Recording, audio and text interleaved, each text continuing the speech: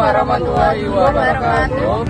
Di sini kami bertiga akan menjelaskan tentang kontribusi pemikiran Islam terhadap perkembangan ekonomi. Kalau saya menurut Al-Ghazali. Saya Ibnu Tamiyah. Saya Ibnu Khaldun.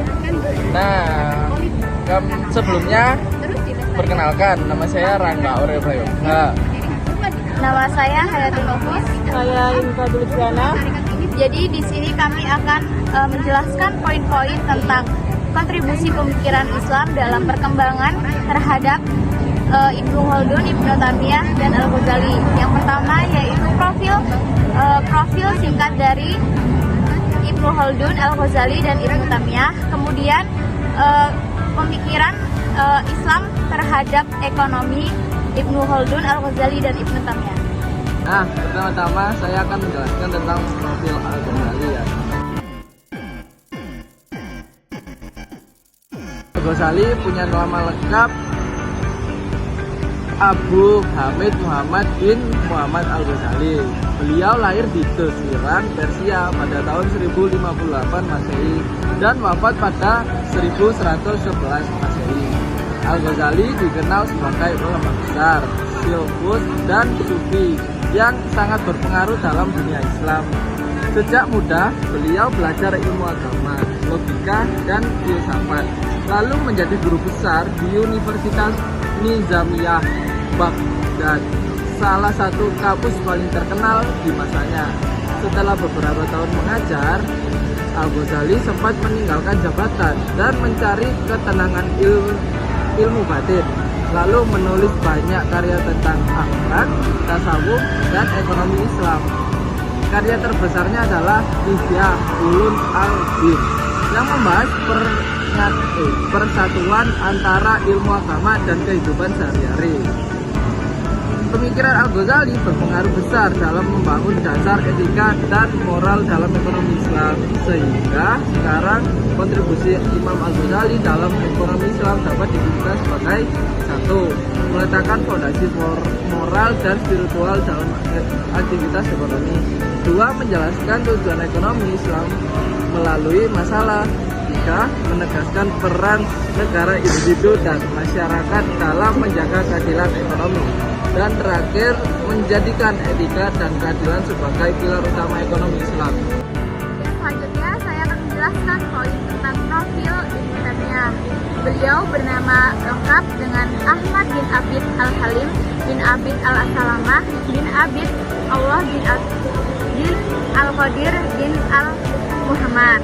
Kemudian Ibnu Tamiyah ini lahir di kota Haram, sebuah kota kecil di bagian utara Mesopotamia dekat Urfa di bagian tenggara Turki.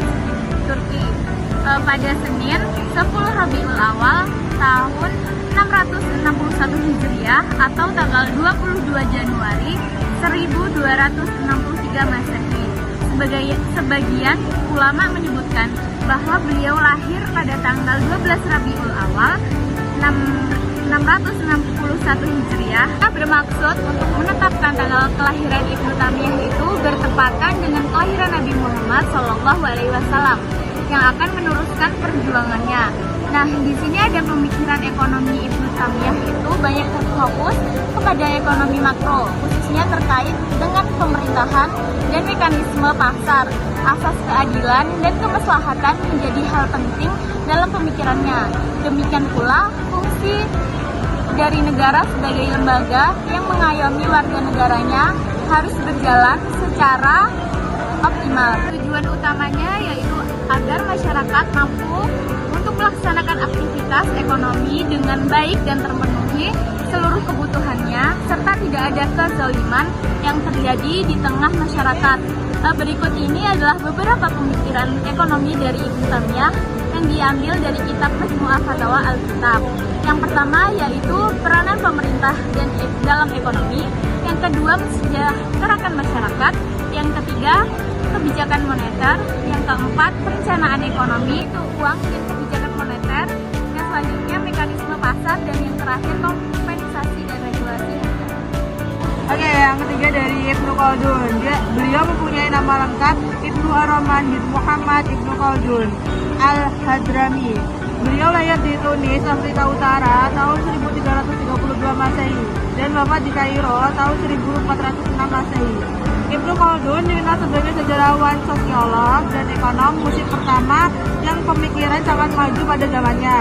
Nah, karya beliau yang terkenal adalah itu Muqaddimah, buku yang membahas asal-usul peradaban masyarakat dan ekonomi.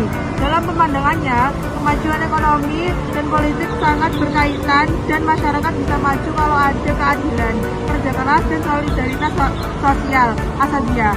Pemikiran Ibnu Khaldun jadi dasar bagi banyak teori ekonomi dan sosial modern hingga sekarang, menekankan bahwa ekonomi harus berlandaskan etika, keadilan, dan kemaslahatan umat. Sistem yang menyatukan nilai spiritual dan kebutuhan material dengan tujuan akhir menciptakan kesejahteraan dunia dan akhirat. Jadi ekonomi Islam bukan sekedar aktivitas mencari untung, tapi juga jalan menuju keadilan sosial dan ibadah kepada Allah. Sekian, terima kasih pemaparan video dari kita bertiga. Kalau ada salah kata mohon dimaafkan. Selamat menikmati videonya, enjoy. Terima kasih. Wassalamualaikum warahmatullahi wabarakatuh.